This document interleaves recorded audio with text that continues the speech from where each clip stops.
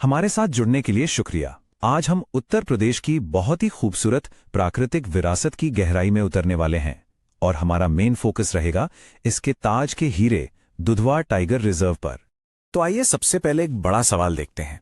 आखिर भारत के सबसे ज्यादा आबादी वाले राज्य उत्तर प्रदेश में ये जो संरक्षित प्राकृतिक इलाके हैं वो कितने बड़े हैं, कितने विशाल हैं? और ये जो नंबर स्क्रीन पर हैं ये किसी भी एग्जाम की तैयारी के लिए बहुत बहुत जरूरी हैं। तो चलिए एक एक करके देखते हैं। उत्तर प्रदेश में 1 नेशनल पार्क है, 4 टाइगर रिजर्व्स हैं, 25 वाइल्ड लाइफ सेंचुरीज हैं और 10 रामसर साइट्स। रामसर साइट्स मतलब वो वेटलैंड्स या आर्द्र भूमियां जिन्हें इंटरनेशनल लेवल पर पहचान मिली हुई है। आज हम एक फनल की तरह आगे बढ़ेंगे, मतलब पहले हम बड़ी बड़ी बातें समझेंगे और फिर धीरे धीरे जरूरी डिटेल्स की गहराई में जाएंगे। तो चलिए फिर शुरू करते हैं। तो जैसा कि मैंने कहा, शुरुआत करते हैं एक ओवरऑल व्यू से, एक बड़े पर्सपेक्टिव से। देखते हैं कि यूपी की प्रकृति का कैनवस कितना बड़ा है।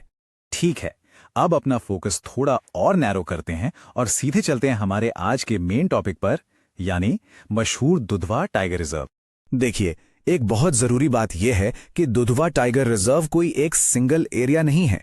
असल में ये 3 अलग अलग हिस्सों को मिलाकर बना है। पहला है लखीमपुर खीरी का दुधवा नेशनल पार्क, फिर इसमें जोड़ा गया किशनपुर वाइल्ड लाइफ सेंचुरी और तीसरा है बहराइच का कतरनिया घाट वाइल्ड लाइफ सेंचुरी। इन तीनों को मिलाकर बना दुधवा टाइगर रिजर्व। ये टाइमलाइन ना इस पार्क की पूरी कहानी बताती है। देखिए, 1958 में इसकी शुरुआत हुई थी सिर्फ एक वाइल्ड लाइफ सेंचुरी के तौर पर, खास तौर पर बारासिंगा को बचाने के लिए। फिर 1977 में बिली अर्जुन सिंह के जबरदस्त प्रयासों की वजह से इसे नेशनल पार्क का दर्जा मिला। कहानी यहीं खत्म नहीं हुई। 1984-85 में असम और नेपाल से एक सींग वाले गैंडों को यहां सफलतापूर्वक बसाया गया और फाइनली 1987 में इसे प्रोजेक्ट टाइगर के तहत एक टाइगर रिजर्व घोषित कर दिया गया। चलिए, तो इतिहास तो हमने समझ लिया। अब बारी है रिजर्व के अंदर चलने की।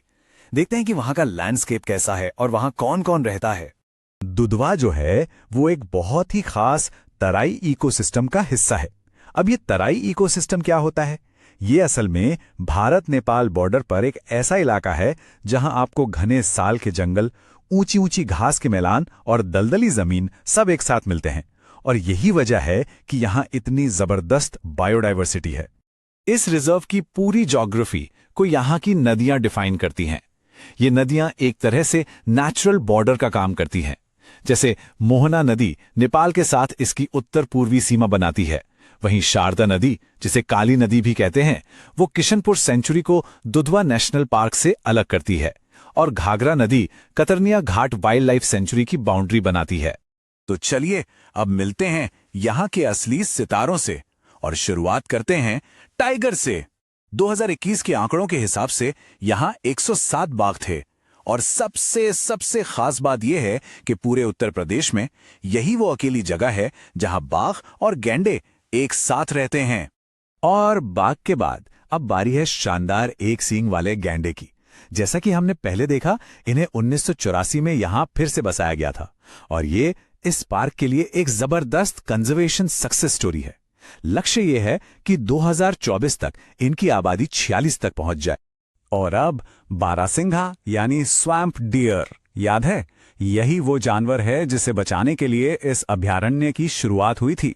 दुधवा के लिए ये जानवर बहुत ज्यादा मायने रखता है और इसकी एक चौंकाने वाली वजह है।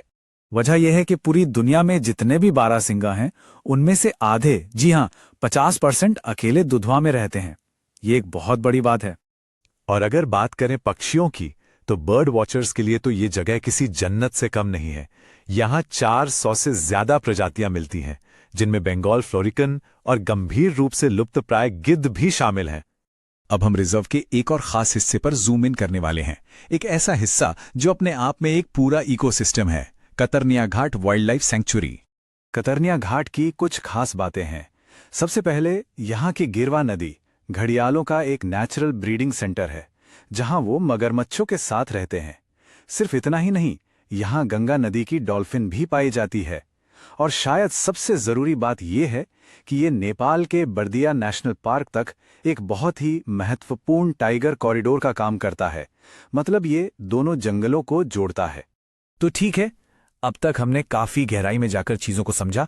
अब वापस जूम आउट करते हैं और उन सारे जरूरी फैक्ट्स को एक जगह इकट्ठा करते हैं जो एग्जाम के लिहाज से बहुत जरूरी हैं। इस टेबल को देखिए, ये यूपी के चारों टाइगर रिजर्व को समझने में बहुत मदद करेगी। दुधवा जो तराई बेल्ट में है, अपने बाघ और गैंडों की जुगलबंदी के लिए खास है।